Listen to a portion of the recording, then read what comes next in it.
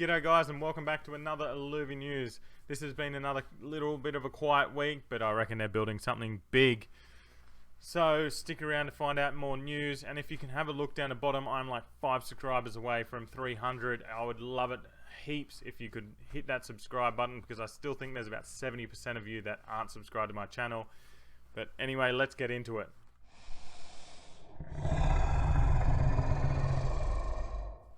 Starting off overnight for me, that has just gone. Geckocon was just a conference for all of Web3.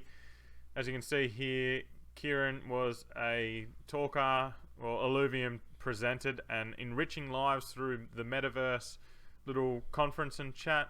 I didn't get to listen to it because I was asleep. Hopefully I can find it somewhere where I can go back and listen to it, and if I do, I will let you guys know. But looking back on general chat in the Discord, it was popping off as he was talking. So it will be really good to find out where that was.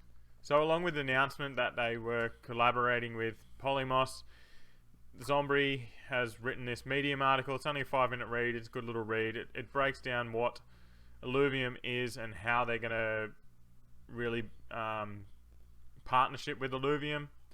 They gave away these stabbins. This was a while ago. I don't know why it's put here. It doesn't really make sense. But anyway, they have given away stabbins. Hopefully there's more giveaways in the end, because we all love giveaways. So I think they're going to hold some scholarships here, scholarship opportunities to members, along with staking and renting possibilities within their armory. So it's a quick 5-minute little read. It's good to find out how they are going to be working with Illuvium and kind of what the future may look like for other guilds like Shiny Shards and the like down the line. Righto, as I sifted through Discord, these are a few things that I found from the founders that really perked my interest. So, substance. Someone asked if there's something within the game that cannot be bought, like a Stardust in Pokemon Go and a few other things. So, supposedly there's something called substance that you grind for and can't be sold. G Hamsker thought they were being cryptic and interesting. I haven't heard of it. But the name's an inside joke. I believe the substance comes from the alluvials when you catch them, and is unable to be sold. Maybe you need to use substance to craft gear or something like this, so you have to play other parts of the game before you can do certain things. Unsure. I've seen a chat about this, but nothing anymore that I've found has been released. And then a big one from Kieran down here. Once PvP is launched, we will hold a tournament weekly on Twitch. So I thought they were going to start doing this from survival, but I think they realised that the same 5 people are winning every time. But now that they just added some more people, which we'll find out a bit later, once this PvP is launched, then it's 1v1. So then you can actually have a bracket of 32 or a bracket of however many, and then break it down all the way until the winner.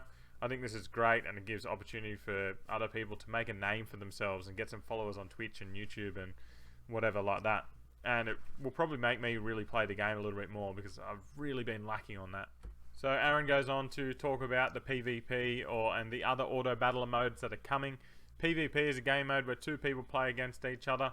So this is what I think everyone's waiting for and what the tournaments are going to be like. So me against you, you start to place your board, I do, and it goes through a kind of set match, and then you battle each other.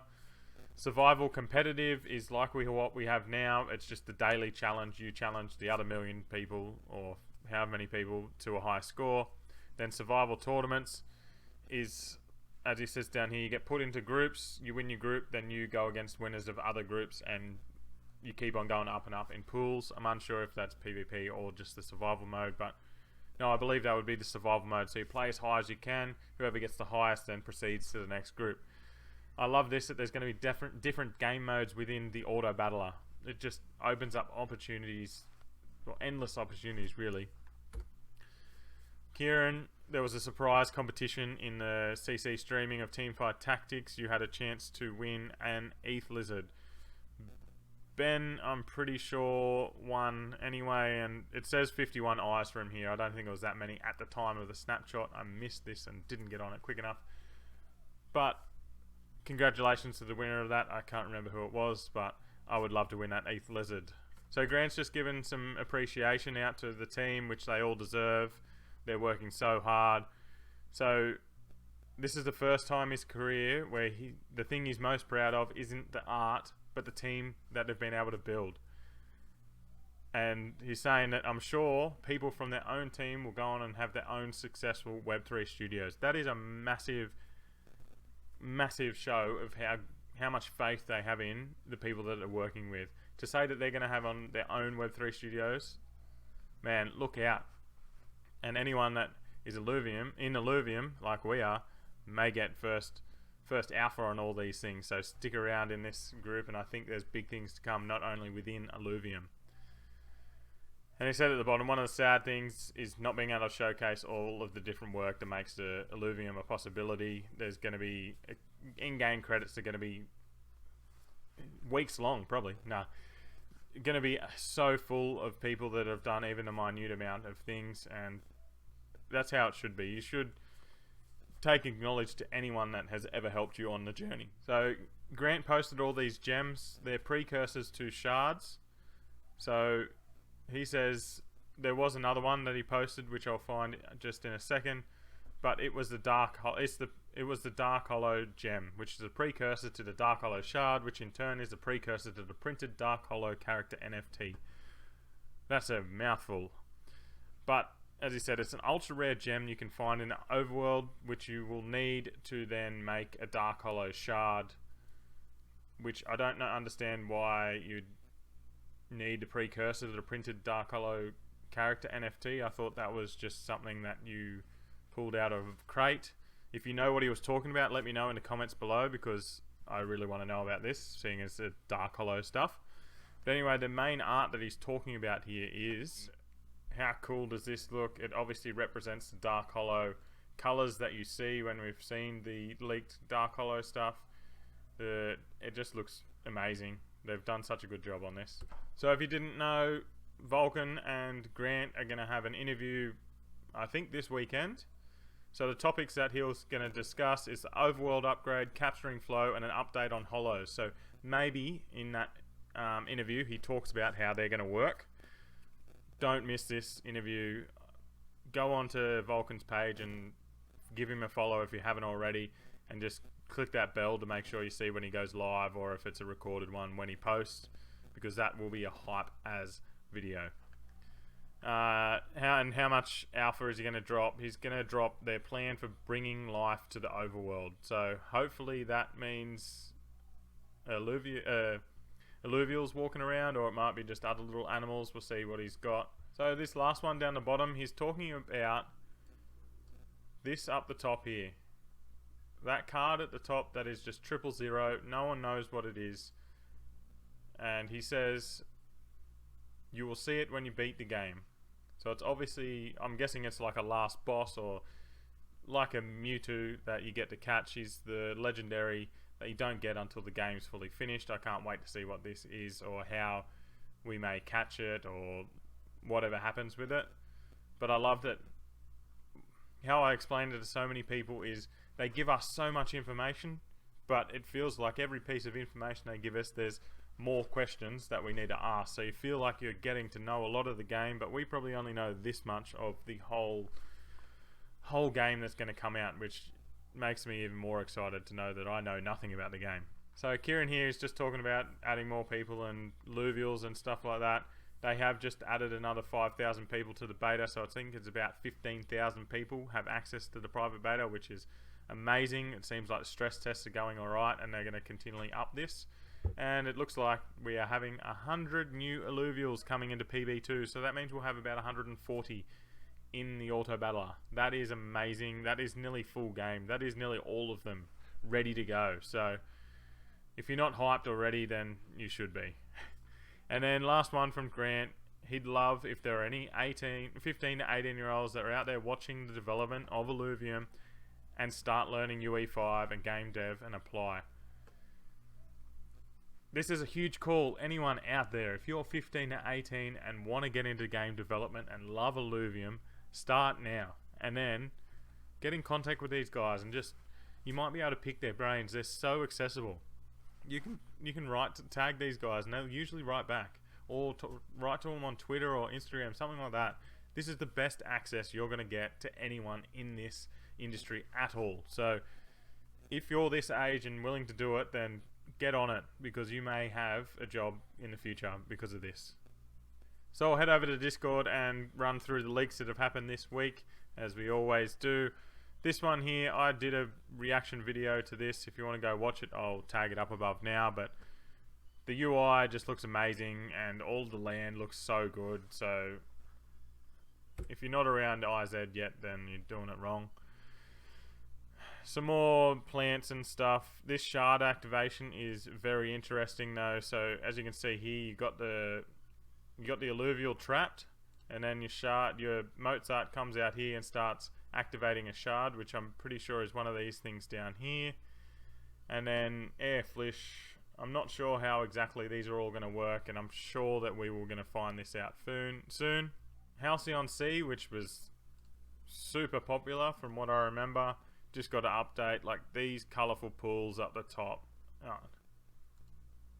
I don't have one in Halcyon Sea, but it really gives me FOMO that I don't have one there. These look so good, as does all the leaks that they bring out. But you know, it just looks, that puts a cherry on top of how good how good it looks. We got our first male character. Again, the armor looks amazing.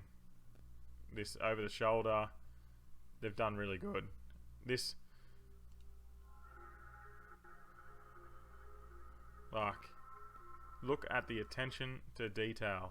Every single little whisper of his beard and fur and abs and the glowing lines, the teeth. Oh, like, they have killed it. He's sick. That looks amazing. Now we've got the polar bear. I'm pretty sure it said they're fully finished here. What did it say? Finishing up, nearly done. But he'll be. I reckon he'll be pretty popular. Some more plants and Halcyon Sea. I'm pretty sure they said. What do we got here? It's amazing to see how basic everything looks at first. Like that. That's pretty blocky, and then that ends up being absolutely amazing. So that's pretty much all the leaks this week. But just something to look out for. Grant has been streaming in the CC streaming on the Discord on him working on one of the ships.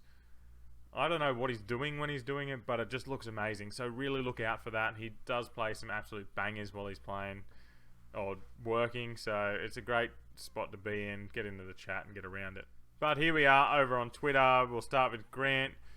Governance V2 must include a template for studios to pitch us on using our IP to build new games. So instead of Illuvium building out a whole new game and taking up heaps of time away from the overworld and the 3 that they've got now, another game studio can come in and pitch their idea, like a tower defense, like a Pokemon Duel, etc., to use the Illuvials, but they make the game. So if the council approves, ILV funds, raises capital for them, potentially a dedicated fund may get made, shared the token incentives, and then away we go. As he said there, otherwise it'll be far too long until we play ILV tower defense, because everyone seems to want a tower defense. So this just will speed up the whole Illuvium universe. A studio that is making a new game that doesn't really want to make all new characters, if they've got a great idea for a game, they might come in, pitch it to ILV, and bada bing bada boom, there's your new game. A lot faster, doesn't take anyone off Illuvium as it is. I think this is a great idea, and I'm sure if Kieran's thinking it up, it is going to be an amazing idea. Next one from Kieran, he posted just this box with the Illuvatars on the inside. I'm guessing that this may be a hard copy of the Illuvatar that you have. I don't know if you'll have to order this, or this may be a reward of some sort, but if I can do that, I will be doing that once I get an Illuvatar that I am super stoked with. If you haven't seen the Illuvatars batch, I'll post another video that I did up above right now. That is me ranking all the batch 1 Illuvials to my thoughts. Obviously, you may have your own thoughts, and you can use my tier maker to do your own tier list, and I'd love to see what everyone else's tier lists are. So over we go to Andrew. Doesn't post very much, but over other days of gamers believing roadmaps, they need to see gameplay. That is exactly what Illuvium is doing. you can get on. You can even play the game right now, which is more than nearly any other game can do. And then Illuvium just does an update. Andrew does an update here. He was the marketing manager, but now he's stepped back and he is full on just video content making for Illuvium. And I think Kieran's taken over the marketing role again. So just a bit of a switch around here, but just something to get note of. So yeah, we'll head over to my friends at Info Illuvial, which has a few more things from Discord that they found. Just Roger talking about Illuvatars. In the first tale, it'll be cool, useful, and sought after far into the future. Sorry it's taking too long. They just want to do things a little different than most PFPs, and most PFPs don't have a whole other game on the back end to work on as well. So this is why it's taking a little bit longer than what we thought, but I'd rather it be absolutely polished before this comes out, because if it flops, that's very bad for the future of Illuvium, which I don't think it would at its point. But getting this nailed on the head will absolutely set us apart from everyone else in the game. So another one from Info Illuvial, Lucius has said that the Illuvidex v1.2 has been deployed. This means you can transfer NFTs within the Illuvidex. There's a trade page. Recently sold filter was added.